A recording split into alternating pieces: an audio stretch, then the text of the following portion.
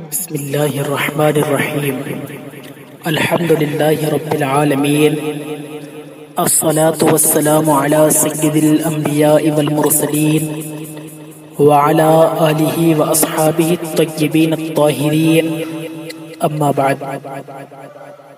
محترم سامعین حضرات، آج کا ہمارا عنوان فرعون کا خواب۔ چنانچہ فرعون نے ایک مرتبہ خواب میں دیکھا کہ اس کا تخت اوندھا ہو کر گر گیا ہے۔ فرعون نے کاہنوں سے اس کی تعبیر پوچھی تو انہوں نے بتایا کہ ایک ایسا بچہ پیدا ہوگا جو تیری حکومت کے زوال کا باعث ہوگا۔ فرعون کو اس بات کی فکر ہوئی اور اس نے بچوں کو مروانا یعنی قتل کروانا شروع کر دیا۔ چنانچہ کسی کے یہاں بچہ پیدا ہوتا وہ اسے فوراً مروا دیتا تھا۔ آخر کار حضرت موسیٰ علیہ السلام جب پیدا ہوئے تو اللہ تبارک و تعالی نے موسیٰ علیہ السلام کی ماں کے دل میں یہ بات ڈالی کہ اسے دودھ پلاؤ اور جب کوئی خطرہ دیکھو تو اسے فوراً دریا میں ڈال دو۔ چنانچہ چند روز حضرت موسیٰ علیہ السلام کی ماں نے حضرت کو دودھ پلایا۔ اس عرصے میں حضرت موسیٰ علیہ السلام نہ روتے تھے اور نہ ان کی گود میں حرکت کرتے تھے اور نہ آپ کی بہن کے سوا کسی کو آپ کی ولادت کا علم تھا۔ پھر جب 3 ماہ کا عرصہ گزرا تو موسیٰ علیہ السلام کی ماں کو کچھ خطرہ محسوس ہوا تو خدا نے دل میں یہ بات ڈالی کہ اب موسیٰ علیہ السلام کو ایک صندوق میں بند کر کے دریا میں ڈال دو اور کوئی فکر نہ کرو، ہم اسے پھر تمہاری گود میں ضرور لائیں گے۔ چنانچہ موسیٰ علیہ السلام کی ماں نے ایک صندوق تیار کیا،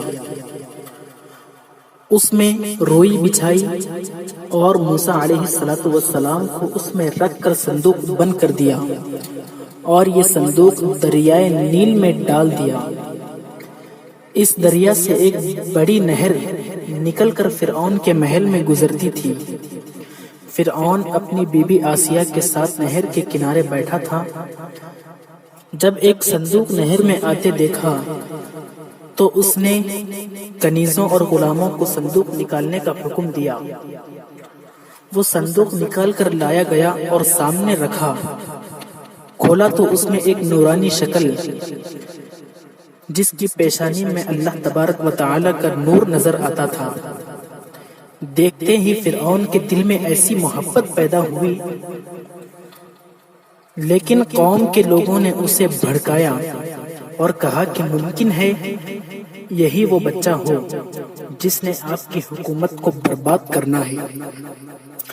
فرعون نے آپ کے قتل پر آمادہ ہوا تو فرعون کی بیوی آسیہ جو بڑی نیک خاتون تھی کہنے لگی کہ یہ بچہ میرے اور تیری آنکھوں کی ٹھنڈک ہے، اسے قتل نہ کر، کیا معلوم یہ کس سرزمین سے بہتا ہوا آیا ہے، اور تجھے جس بچے کا اندیشہ ہے وہ تو اسی ملک کے بنی اسرائیل سے بتایا گیا ہے۔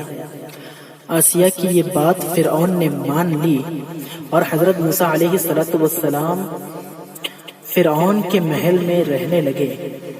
فرعون نے آپ کو دودھ پلانے کے لیے دائی بلائے، مگر حضرت موسیٰ علیہ السلام نے کسی دائی کا دودھ نہ پیتے تھے۔ اب فرعون کو فکر ہوئی کہ اس بچے کے لیے کوئی ایسی دائی ملے جس کا وہ دودھ پینے لگے۔ ادھر حضرت موسیٰ علیہ السلام کی ماں اپنے بچے کی جدائی میں بے قرار تھی اور موسیٰ علیہ السلام کی بہن جس کا نام مریم تھا آپ کے پیچھے یہ خبر معلوم کرنے کے لیے یہ صندوق کہاں پہنچا اور کس کے ہاتھ آیا، آپ کی تلاش میں تھی، حتیٰ کہ ڈھونڈتے ڈھونڈتے فرعون کے محل میں پہنچ گئی اور جب معلوم ہوا کہ میرا بھائی اسی محل میں ہے اور کسی دائی کا دودھ نہیں پی رہا تو فرعون سے کہنے لگی کہ کیا میں ایک ایسی دائی کی خبر دوں جس کا وہ دودھ بچہ ضرور پیے گا؟ فرعون نے کہا کہ ہاں ضرور، ایسی دائی کو بلاؤ۔ چنانچہ وہ اس کی خواہش پر آمادہ ہوئی، اور جب وہ اپنی موسیٰ علیہ السلام کی ماں کو بلا لائی، وہ اپنی والدہ کو بلا لائی فرعون کے محل میں، تو موسیٰ علیہ السلام اپنی والدہ کو پہچان کر اپنی والدہ کا دودھ پینے لگے۔ چنانچہ آپ موسیٰ علیہ السلام کو گھر لے آئی، اور اللہ تبارک و تعالیٰ کا یہ وعدہ بھی پورا ہو گیا کہ ہم اسے تمہاری گود میں ضرور لائیں گے۔ اسی طرح موسیٰ علیہ السلام کی پرورش خود فرعون ہی کے ذریعے ہونے لگی۔ آپ دودھ پینے کے زمانے تک اپنی والدہ کے پاس رہے۔ اس زمانے میں فرعون نے ایک اشرفی روزانہ دیتا تھا۔ چنانچہ اللہ تبارک و تعالی بڑی قدرت اور بے نیازی کا مالک ہے کہ موسیٰ علیہ السلام کو خود فرعون ہی کے محل میں رکھ کر ان کی پرورش فرمائی، اور موسیٰ علیہ السلام اپنے بچپن میں ہی کسی دائی کا دودھ نہ پیتے تھے۔ اللہ جسے چاہتا ہے رکھتا ہے اور جسے چاہتا ہے ہلاک کرتا ہے۔ فرعون موسیٰ علیہ السلام تو اللہ تبارک و تعالی کے نبی تھے۔ اللہ تبارک و تعالی ہمیں اور آپ کو اپنے عقیدے پر قادر و قائم رہنے کی توفیق عطا فرمائے۔ وآخر دعوانا الحمدللہ رب العالمین۔